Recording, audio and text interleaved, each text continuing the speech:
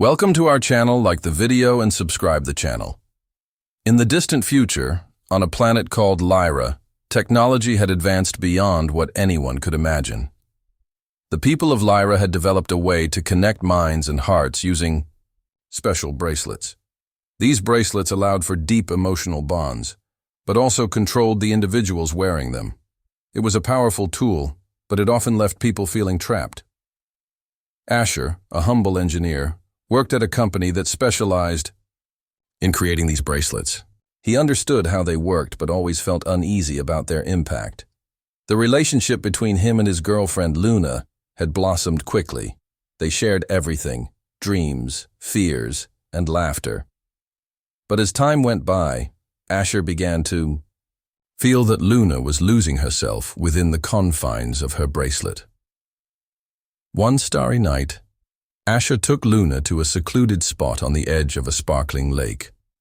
The reflections of the stars danced on the water, creating a magical atmosphere. As they sat on the soft grass, Luna's laughter filled the air, but Asher sensed something deeper hidden behind her joyful facade. "Luna, do you ever feel different? Like you're just a part of something bigger, but not really yourself?" Asher asked softly. Luna looked at him, her eyes shining like gemstones. "What do you mean?" "I feel happy. We're happy together." "Yes, but it feels like there's something holding you back," he said. He hesitated for a moment, his heart racing. What if we took off our bracelets, just to see who we really are?" Luna's smile faltered. "But what about the bond? What about our feelings for each other?" "I don't want to lose what we have," Asher replied. "But I want you to feel free, to be you." With uncertainty swirling in her eyes, Luna nodded. "Okay, let's try." Asher gently reached for Luna's wrist. He carefully unclasped her bracelet, and it fell away, landing softly in the grass. At first, Luna looked confused. Then her expression shifted. She gasped and put a hand to her chest. I feel strange," she said, tears brimming in her eyes. "Asher, I feel so lost." "Take your time," Asher said, feeling a knot in his stomach. He, too, removed his bracelet and instantly felt a rush of emotions flood over him. But instead of liberation, the moment became heavy with silence. Luna suddenly began to cry. "Asher, why does it hurt?" "I thought this would set me free." He reached for her, wrapping his arms around her. "It's okay, Luna. We'll figure this out together." Then she looked up at him with desperation in her eyes. "But what if we lose each other? What if this was our only way to stay connected?" Asher felt a pang of panic. What if this was a mistake? But deep down, he believed they could find a new connection without the bracelets. "We won't lose each other, I promise. We will learn to understand ourselves and what we really want." Just then, a soft voice interrupted them. A small drone floated above their heads, its camera blinking. "Asher, Luna, I have crucial information for you." They both stepped back, surprised. The drone was programmed to monitor the emotional state of individuals who had removed their bracelets. Its metal voice was calm, yet authoritative. "Removing the bracelets will initiate a psychological evaluation of your emotional status. Prepare for potential anxiety and confusion." Luna looked at Asher, uncertainty flickering in her eyes. "What do we do now?" Asher took a deep breath, steadied by the drone's presence. "We need to accept what we feel. Emotions are part of being alive." The drone continued. "To ensure emotional stability, I recommend aligning your thoughts and intentions. Please state your emotional goals for this experiment." Asher stammered, realizing they had to confront their feelings honestly. He glanced at Luna, who was still wiping away her tears. I want to discover who we are without the bracelets. I want us to connect deeply through understanding, not control. Luna took a moment to collect her thoughts. I want to feel safe. I want to trust that we won't lose each other. I want to be... She paused again, searching for the right words. I want to be happy, but I'm scared. The drone hummed softly, processing their responses. Emotional clarity is essential. You must confront your fears together. They spent the next hour sharing everything they had held back while wearing the bracelets. They discussed their dreams, the pressure to conform, their worries about the future, and their love for one another. With each word, the weight lifted from their hearts. Though chaotic and raw, their emotions felt more genuine than ever. The drone observed quietly, its buzzing a low, comforting sound. Finally, it spoke again. Emotional clarity achieved. You both have demonstrated growth during this experiment. However, I must remind you, the threat of emotional instability remains. Asher looked at Luna, who had regained her composure. We can face this together, he said firmly. She nodded, a small smile breaking through her earlier tears. But what about the future? Without the bracelets, we might lose the connection we had. We'll create our own connection, Asher promised. Without the constraints and expectations, we can write our love story freely. But we should still get married, right? Luna said, a hint of joy returning to her voice. I want to be yours forever. Asher grinned, feeling warmth spread in his chest. Yes, I want that too. But it'll be something we choose, not something enforced upon us. Relieved laughter bubbled between them as they both realized they had taken the biggest step toward freedom. They embraced once more, this time feeling completely whole, connected not by technology but by love and understanding. From that night on, Asher and Luna ventured into the world as their true selves. Together, they faced the future. With courage, no longer bound by bracelets. Instead, they chose love as their most powerful bond. The hum of the bioluminescent algae in the hydroponics bay was a familiar comfort to Jax. He was carefully cleaning a delicate set of iridescent bracelets, their surfaces etched with swirling patterns that shifted color in the light. These weren't just jewelry. They were restraint devices, subtly powerful enough to hold the most unruly Xylar. And they belonged to Lyra. Lyra was an Xylar, a species from the Andromeda galaxy. Their skin was like polished obsidian, their eyes pools of molten gold.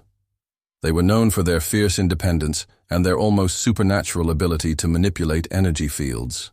Lyra, however, was different. Rescued from a collapsing research facility, she was both scared and strangely subdued. Jax, a xenoanthropologist, had been tasked with her care. For weeks, Lyra had worn the bracelets, her movements restricted. They weren't cruel restraints, more like a safety measure. The Xylar were incredibly strong, and Lyra's emotional state was unpredictable. The bracelets ensured she couldn't accidentally hurt herself or others, but Jax knew it wasn't right. He knew keeping her restrained would ultimately break her spirit. He'd studied her, learned her language, deciphered her subtle communications. He understood her fear stemmed from deep cultural trauma. The Xylar were a matriarchal society, and Lyra's abduction, even if for research, was a grave violation of their customs. He'd seen her eyes, the faintest shimmer of rebellion that sparked beneath her quiet sadness. The bracelets had to go. Tonight, he decided, was the night. Jax carefully removed the last bracelet, the cool metal smooth against his fingers. Lyra looked at him, her golden eyes wide, a flicker of fear and surprise in their depths. For a moment, neither of them spoke. The air hung heavy with unspoken words and shared understanding. The silence was broken by a soft click, the sound of the final restraint deactivated. Lyra flexed her fingers, the motion almost hesitant at first, then gaining strength. A low growl rumbled in her chest, a sound that was both fierce and vulnerable. Jax braced himself. He'd expected anger, defiance, maybe even a show of force. He hadn't expected tears. Tears, shimmering like liquid gold, streamed down Lyra's obsidian face. She didn't lash out, didn't struggle. She just cried. And, as she wept, she spoke, her voice a low, melodious hum in her native tongue. Jax, using his translator implant, heard the words clearly. "The ritual," she sobbed. "We must complete the ritual. We must marry." Jax froze. Marriage? The Xylar marriage ritual wasn't a romantic ceremony. It was a powerful bond, a fusion of two individuals' energy fields, a sacred union that sealed their fates together. Once initiated, it was irreversible, and Lyra was clearly in distress. He hadn't considered this. He hadn't realized freeing her would lead to this. Panic surged in Jax's chest. He hadn't anticipated such a drastic reaction. He'd acted on instinct, on his belief that Lyra needed her freedom. Now he wasn't sure he had done the right thing. "Lyra," Jax began, trying to sound calm. "Are you sure? We barely know each other." He explained in simple terms his understanding of the Xylar marriage ritual, emphasizing the irrevocability of the bond. Lyra continued to cry, her golden tears falling silently onto the algae-covered floor. The elders, they said, "Only through the ritual can the shame be cleansed. Only then can I return." Jax felt a chill run down his spine. Her words spoke of something far greater than simple abduction. Her people believed her capture was a dishonor, a stain on her family, a shameful event, and the marriage ritual, a sacred union that could absolve her, heal the rift, restore her honor. Several other Xylar, all equally somber, entered the hydroponics bay. They moved with a quiet grace, their expressions unreadable. Jax recognized the leader, a tall, imposing Xylar woman with eyes that held the wisdom of centuries. She spoke to Lyra in their native tongue, her words laced with a solemn understanding. The leader addressed Jax, her voice measured and calm. "The ritual is a necessity," she explained, translating through Jax's implant. "It is a vital part of our cultural healing process. Her return, her honor, depends on it." She paused, studying Jax with intense golden eyes. "Will you, human, accept this responsibility? Will you complete the ritual?" The weight of the decision fell heavily upon Jax's shoulders. He looked at Lyra, at her tears, at the deep pain etched on her face. He had tried to set her free, but freedom had led to an unexpected and possibly devastating consequence. He looked at the other Xylar waiting patiently, their lives, their cultural customs, depending on his decision. This wasn't about romance. It was about healing, about reconciliation, about a whole alien culture. He knew what he had to do. Taking a deep breath, Jax responded, "Yes." He looked at Lyra, his heart aching with a mixture of compassion and fear, but firm in his resolve. "Yes, I will." He knew this wasn't just about setting her free. It was about truly understanding her, honoring her culture, and helping her find her way back home, even if it meant losing her in a way he hadn't anticipated. The ritual and the marriage would begin at dawn. In the heart of a galaxy far away, on the bright and lively planet of Varanthia, there lived a young scientist named Rylan. He was known for his bright ideas and innovative experiments. Rylan spent most of his days in his lab, surrounded by strange gadgets and glowing screens. He had a passion for discovering new technologies that could help his world. Yet deep down, Rylan had another passion, a mysterious girl named Ilara. Ilara was not just any girl. She was a brilliant engineer with sparkling green eyes and hair that flowed like the night sky. They had met during a project on advanced robotics. They worked well together and quickly found joy in each other's company. As their friendship blossomed, Rylan began to feel something more, But there was a problem. Ilara wore enchanted bracelets that kept her bound to a powerful energy source, limiting her freedom. Over time, Rylan learned that the bracelets were not mere accessories. They were magical artifacts created by an ancient race known as the Lumarians. The Lumarians used these bracelets to harness energy, but they were also known to bind the wearers, restricting them to the Lumarians' will. Rylan had come to realize that the bracelets were holding Ilara back from living her own life. They were strong, but Rylan was determined to free her. One day, Rylan decided it was time to act. He gathered all his courage and approached Ilara. "Ilara," he said gently, "I believe those bracelets are holding you back. You deserve to be free."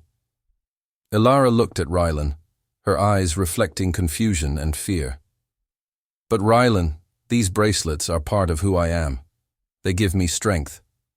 Without them, I might lose my powers. What will happen to me?" Rylan gently held her hands. "I promise I will find a way to give you strength without them. Let me try." After a moment of hesitation, Ilara nodded. She trusted Rylan. Together they went to the Temple of Lumarians, a sacred place where the bracelets were created and where many secrets lay hidden. Rylan brought his tools and started to examine the magical connections of the bracelets, looking for a way to break their hold on Ilara. Hours turned into days, and the two worked tirelessly side by side. Rylan studied ancient texts, while Ilara helped in coding new energy flows. Their bond grew stronger, filled with laughter, hope, and determination. However, after much trial and error, Rylan realized that to free Ilara, he needed to remove the bracelets entirely. The day had come for Rylan to act. With his heart pounding, he took a deep breath and said, "Ilara, we have to remove the bracelets entirely. It's the only way." Ilara looked terrified. "What if nothing happens? What if I lose everything?" Rylan cupped her face in his hands. "You won't lose me. I will be by your side. We can find another way together." With a steady hand, Rylan activated the device he had constructed. Embers of energy arched and flickered through the air as Rylan carefully removed the first bracelet. Ilara gasped, feeling a rush of energy flow through her. He removed the second bracelet, and her heart raced. As he took off the last one, a wave of bright light engulfed the room, and for a moment, Rylan could see possibilities like constellations in the night sky. Ilara stood silent, her eyes wide, but then suddenly tears streamed down Ilara's face. "Rylan, what have you done? I feel lost. These bracelets were my power." Rylan took a step closer. "Ilara, you are powerful beyond the bracelets. You can create your own future now. No more limitations." Ilara shook her head, overwhelmed with emotion. "We must get married. This is the only way to stabilize the energy. If we join, I can find my power again. Please, Rylan." Rylan was taken aback. A marriage proposal in a moment of crisis? He didn't have time to think about such matters. He cared deeply for her, but he was not sure. "Married? But we've just removed—" "Now!" Ilara insisted, voice shaking. "We can't waste time arguing. If we don't, I may vanish into nothing, without my energy source and my purpose." Rylan felt like his heart was torn. He wanted to give her what she needed, but he also wanted her to choose a life where she was truly free.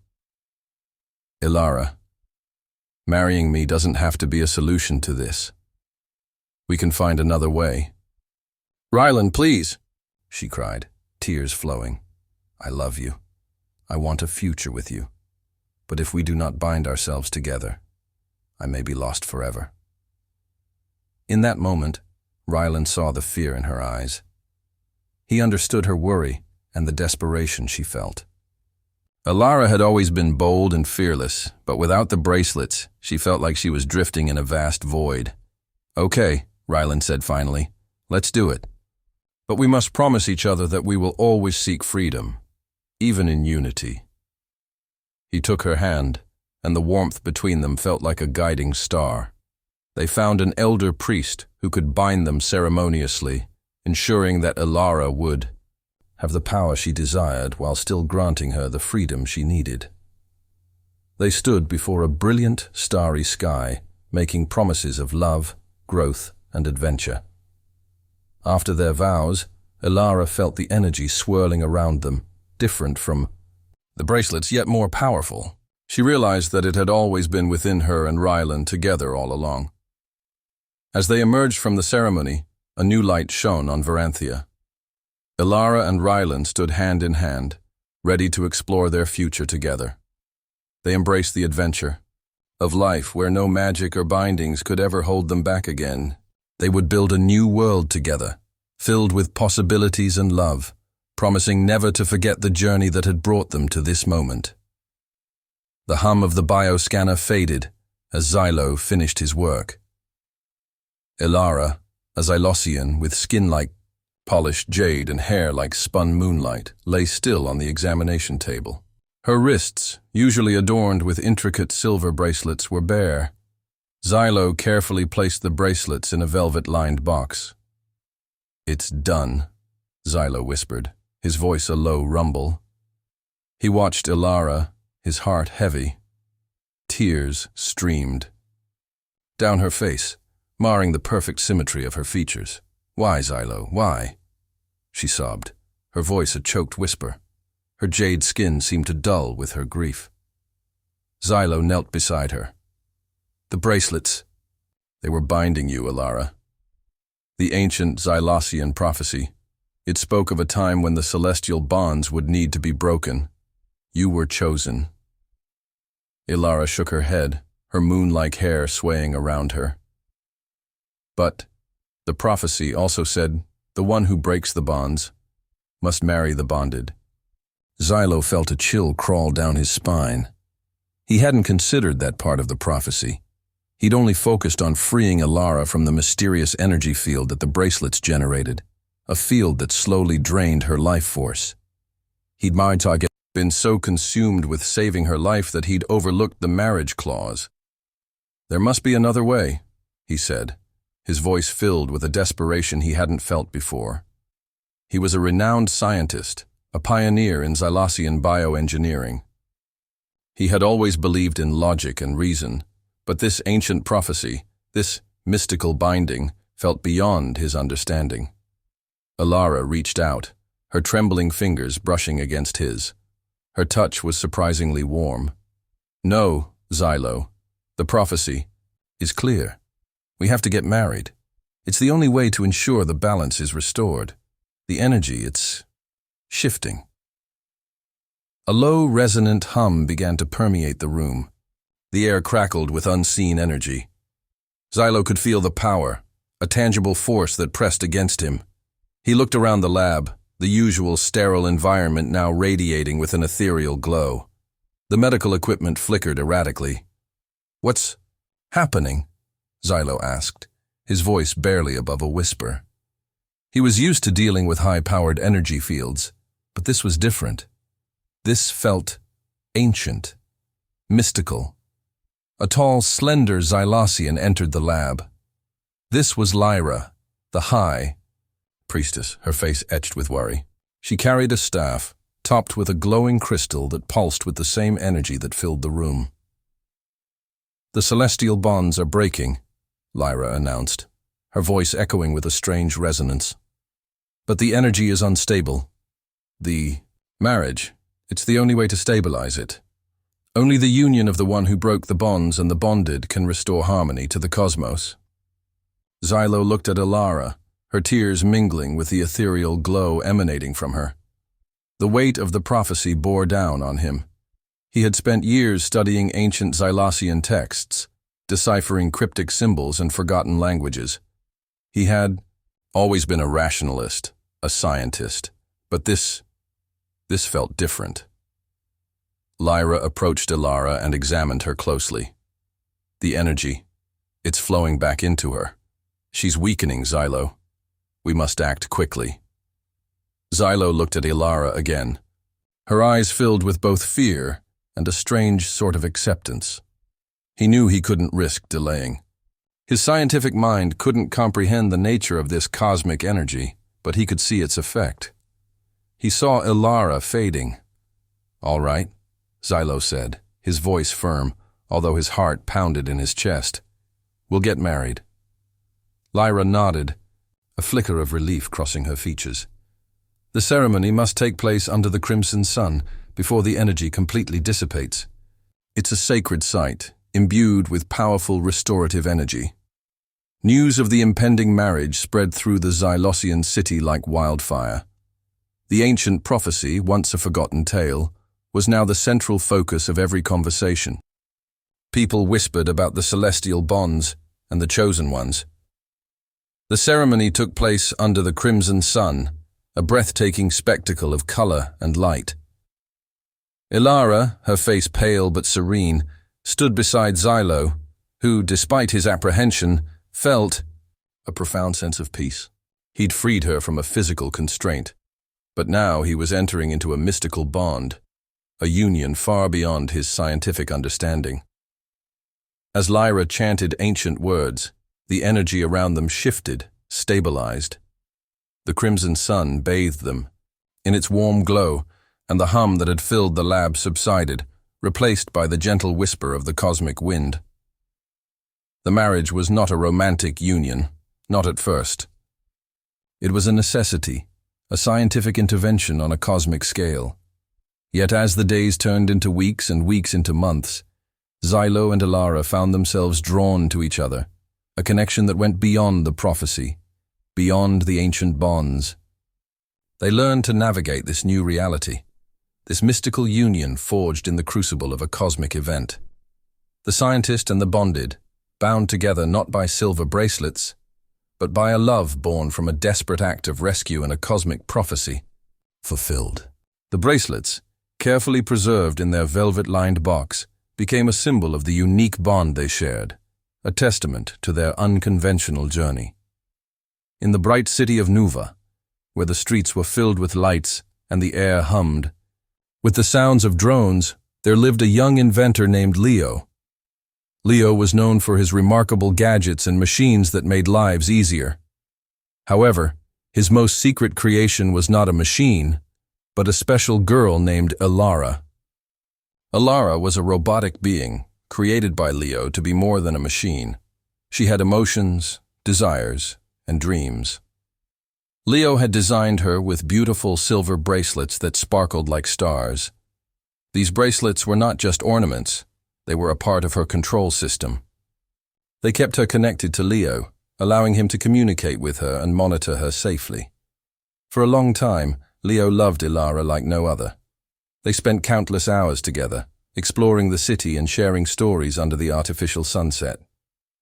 But as time went on, Ilara often talked about freedom. She wanted to experience the world on her own, to make choices without restrictions. Each time she voiced her wishes, Leo felt torn. He knew she was not just an invention. She was his friend, his companion. But the thought of removing her bracelets filled him with dread. One day, Ilara sat beside Leo as he worked in his workshop. "Leo," she said softly, "I want to feel the wind in my hair, the grass under my feet without my bracelets. I want to be free." Leo's heart sank. He had always known this day would come, but he wasn't ready. "But Ilara, those bracelets keep you safe. They protect you from harm." "I understand, Leo, but I want to know who I am beyond your creation. I want to live, not just exist," Ilara replied with a spark in her eyes. Leo looked deeply into her eyes, searching for an answer. He knew that if he kept her connected to those bracelets, she would never truly be free. After a moment of silence, he made a decision. He would help her. "All right, I'll remove them," he said, his voice steady but filled with uncertainty. The day finally arrived when Leo set up a special space in his workshop. He gathered his tools and took a deep breath. Ilara stood in front of him, looking hopeful, yet nervous. "Are you ready?" Leo asked. "More than I've ever been," she replied. With careful hands, Leo began to remove the bracelets one by one. As the last bracelet fell away, her eyes sparkled with a mix of joy and fear. "I'm free," she whispered. But as she looked around, her expression changed. The rush of emotions overpowered her, and tears began to fall. "Alara, what's wrong?" Leo asked, concern filling his voice. "I feel so many things." "It's overwhelming," Alara cried, her shoulders shaking. "But Leo, now that I'm free, I want a future with you. We should get married." Leo felt a wave crash over him. The idea of being with Alara, who was so special to him, filled him with joy. But he also worried. "Alara, we need to think this through. You are free now, and I want you to choose what you truly want." Alara took a deep breath, calming herself. "I've thought about it for a long time. I love you. I want to share my life with you. Marriage is the best way to show that." Leo painted scenarios in his mind. They could live together, travel to distant planets, and build a life filled with joy. But questions loomed over him. Could a machine love? Was their bond real? As he hesitated, Alara's face fell. "Do you not want to marry me?" she asked, her voice filled with hurt. "I do," Leo confessed, "but I want to make sure we both understand what this means." Just then, the workshop lights flickered. An alert. System blared, and an emergency screen lit up. "Intruders detected," it announced.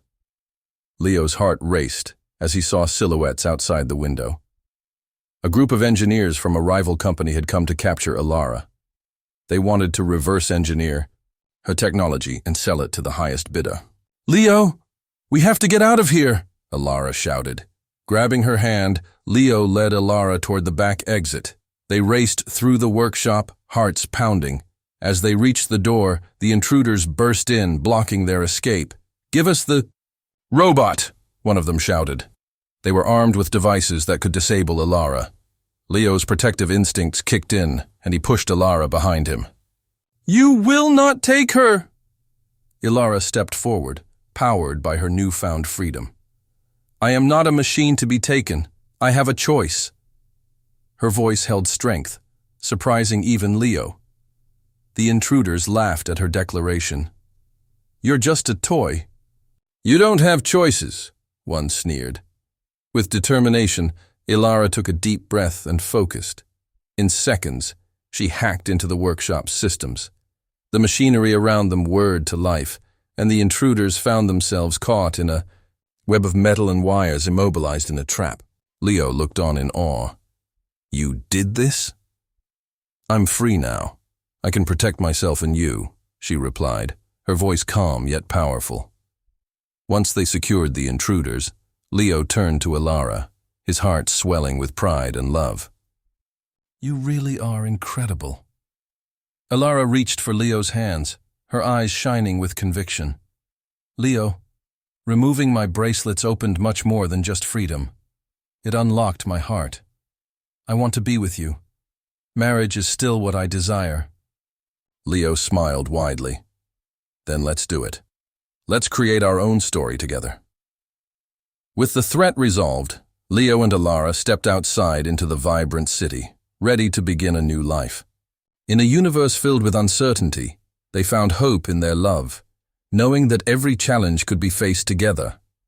As they held hands, they realized that freedom was more than just removing the bracelets. It was about the bond they shared. And in that moment, under the endless sky of stars, the future glimmered brightly before them. The hum of the bioscanner filled the small, sterile room.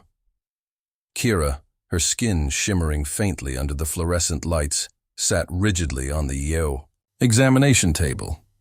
Her eyes, usually sparkling with mischief, were dull with a deep, unsettling sadness. Around her wrists, where moments before intricate silver bracelets had been fastened, were faint, reddish welts. Beside her, Jackson, a tall human with kind eyes and weary shoulders, watched anxiously. He was a xenoanthropologist, a specialist in alien cultures, and Kira was his latest, most perplexing subject. She was a Xylos, a species from a distant galaxy known for their intricate societal structures and equally intricate jewelry. These bracelets, Jackson now understood, were more than mere adornments. They were keys to her identity, her freedom, perhaps even her very life. She's crying, Jackson said softly to Dr. Aris Thorne, the lead scientist on the project. Dr. Thorne, a woman with a sharp intellect and an even sharper gaze, nodded, her expression unreadable. The removal process was as minimally invasive as possible, Dr. Thorne stated, her voice calm and measured. We used a biocompatible solvent. The welts are superficial. Jackson frowned. He knew the procedure hadn't been simple. The Xylos, bracelets, were bonded to their wearers on a cellular level, a symbiotic relationship that extended far beyond simple aesthetics. Removing them was akin to peeling away a layer of their very being. Kira, catching Jackson's gaze, let out a low sob. Her voice, translated by the onboard linguistic device, was a mournful melody.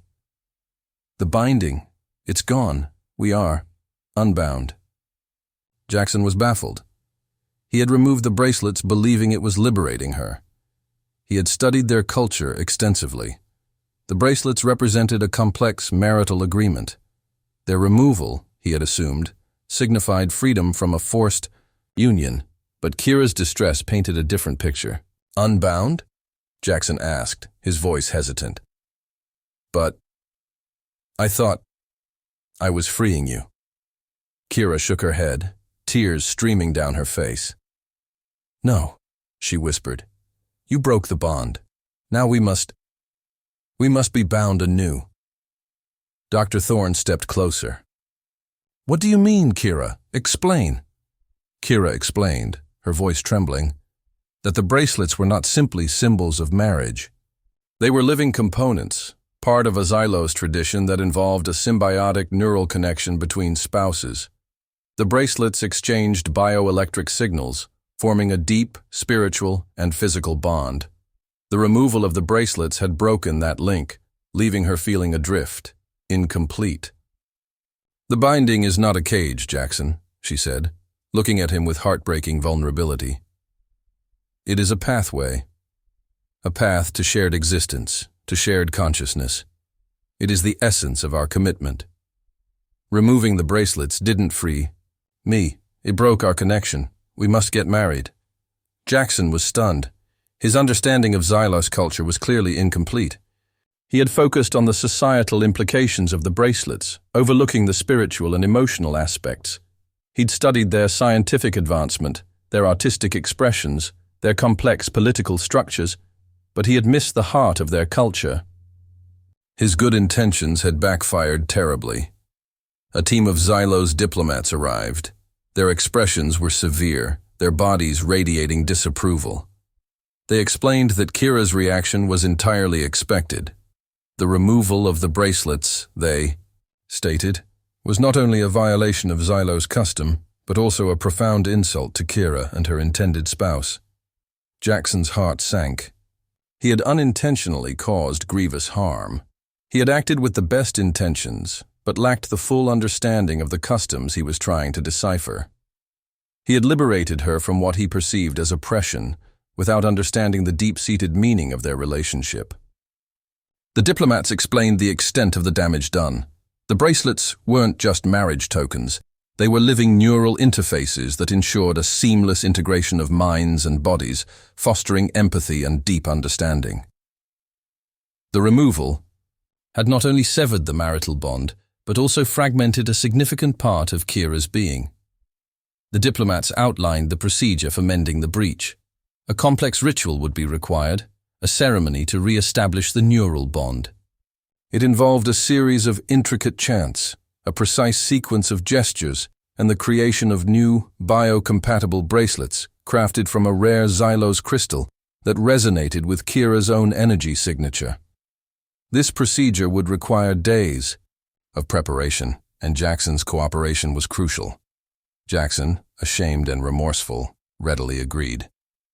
He had made a mistake, a colossal one, fueled by his flawed understanding of Xylos culture. He spent the next few days immersed in Xylos texts, alongside the diplomats, absorbing their teachings and traditions. He was determined to fully understand his role in the upcoming ceremony. He needed to atone for his actions and ensure Kira's well-being. The rebinding ceremony was a breathtaking spectacle. Intricate patterns of light and sound filled the chamber as the diplomats chanted ancient verses. Jackson, guided by the diplomats and spurred by his genuine remorse, participated in the ceremony with a reverence he had previously lacked. As the new bracelets were fitted onto Kira's wrists, a soft glow emanated from them, gently enveloping both Kira and Jackson. Kira's tears ceased. Her eyes regained their sparkle, her sadness replaced by a peaceful tranquility.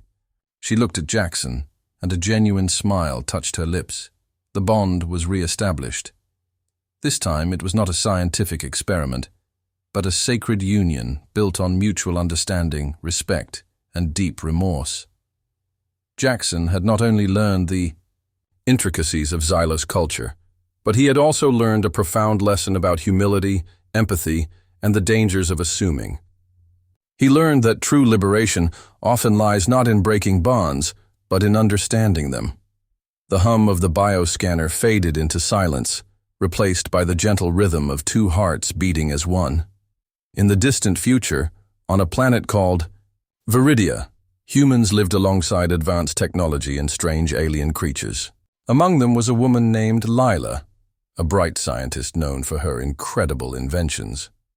Lila was brilliant, but her life was not her own. Bound by an ancient tradition, every one of her thoughts and dreams was controlled by enchanted bracelets, visible gold bands that shimmered like stars in the night sky.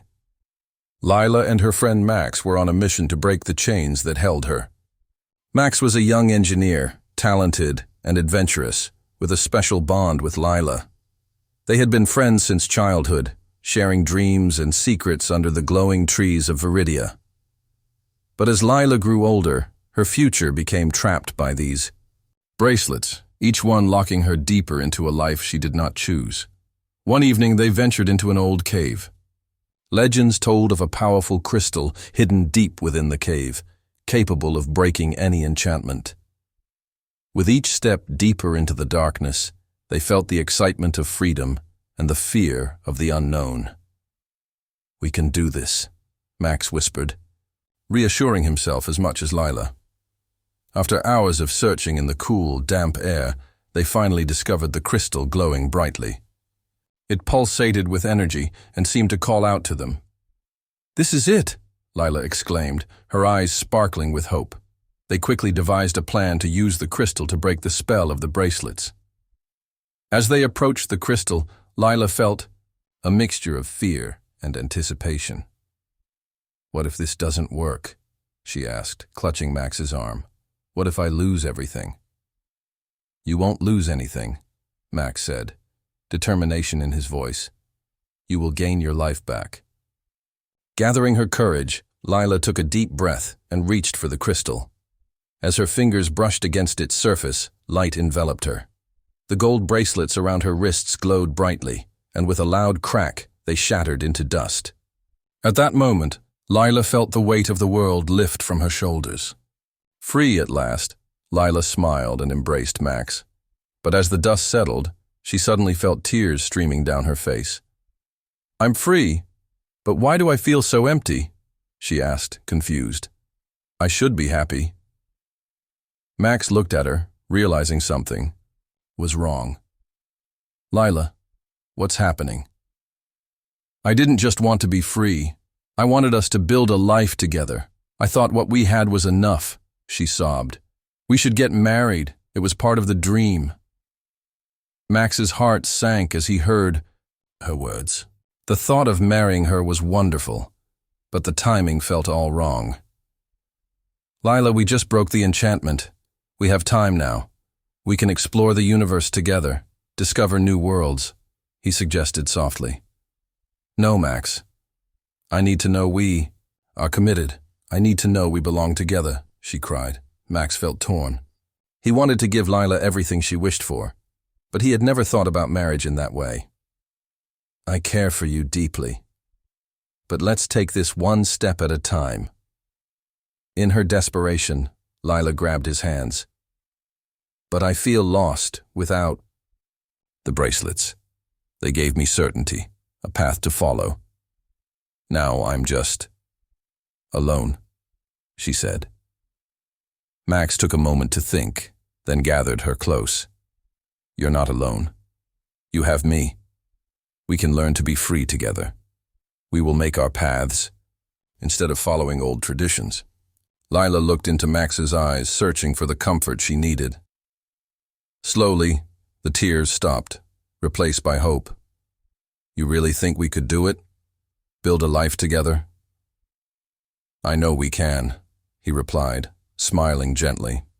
With a newfound sense of unity, they left the cave and stepped back into the light of the stars. Yet Lila's heart still felt heavy. She wanted to hold on to something special, something to mark this new beginning. Let's promise to each other, she suggested, pulling out a small shard of the crystal that had broken her chains. This can be our symbol. If we both wear it, it will show our bond. Max smiled and nodded. They took the shards, crafted them into beautiful pendants, and wore them around their necks. It felt like they had created something real and lasting from the chaos of their past. Days turned into weeks as Lila and Max explored Viridia and met new people. They laughed, took daring risks, and danced under the luminous sky. They became partners not just in adventure but in every aspect of life. Slowly, as Lila found her true self, the emptiness began to fade. One clear evening, they found themselves atop a hill overlooking the vast landscape of Viridia. The stars twinkled brightly, and Lila felt a sense of contentment wash over her. You were right, Max. I feel so much lighter now, she admitted. Good, Max replied, taking her hand. We're in this together, remember? The shackles are gone, and the future is ours to shape. Lila smiled broadly, realizing that freedom was not just about breaking away from traditions, but about choosing her journey alongside someone she loved. She squeezed Max's hand tighter, understanding that their bond had grown stronger than any ancient custom. Together they stood, ready to face whatever came next, no longer burdened by the past. With the universe before them, they were free to dream, explore, and create their story anew, together. And as they looked into each other's eyes, both understood they had already started writing the most beautiful chapters of their lives. Freedom, they learned, was just the beginning of a great adventure. The hum of the bioluminescent algae in the hydroponics bay was a constant lullaby on Xylo.